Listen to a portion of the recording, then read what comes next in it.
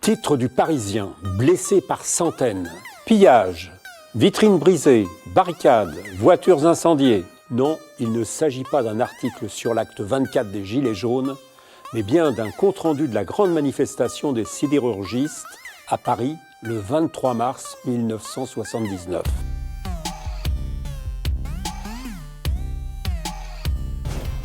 Après avoir vainement manifesté à Metz, quelques 80 000 Lorrains ont décidé de marcher sur Paris pour protester contre la suppression annoncée de 20 000 emplois de sidérurgistes, dont 6 500 à Longwy.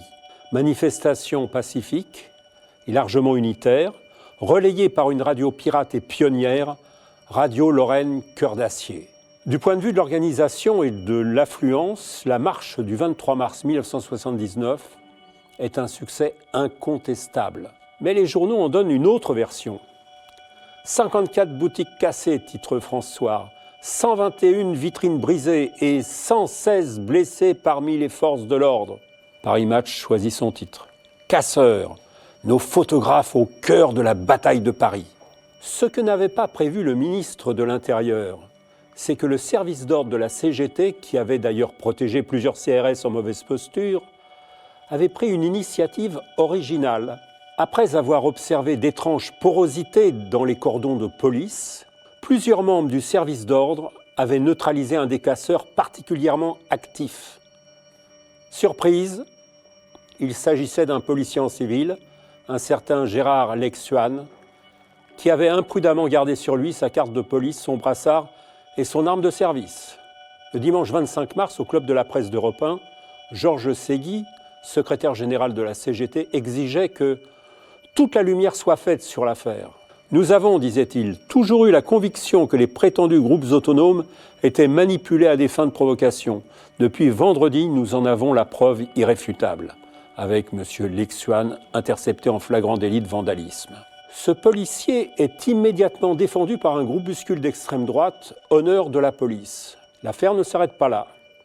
Le mardi 8 mai, la voiture de Maurice Lourdez explose devant son domicile en Seine-et-Marne. Maurice Lourdez était l'un des principaux responsables du service d'ordre de la CGT.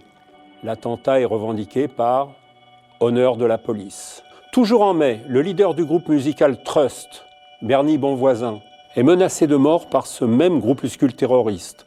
En réaction à leur tube, Police Milice.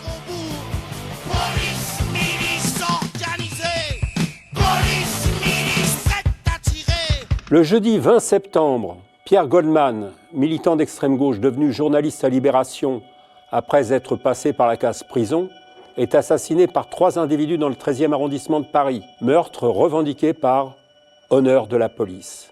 Enfin, le jeudi 30 octobre 1980, le comédien Michel Colucci, alias Coluche, candidat à la présidentielle, informe la presse qu'il a reçu plusieurs menaces émanant du groupe Honneur de la police. Il lui est reproché sa participation au film de Claude Zidi, Inspecteur la bavure, dans lequel il joue un inspecteur de police gaffeur et incompétent. Aucune de ces enquêtes n'aboutira.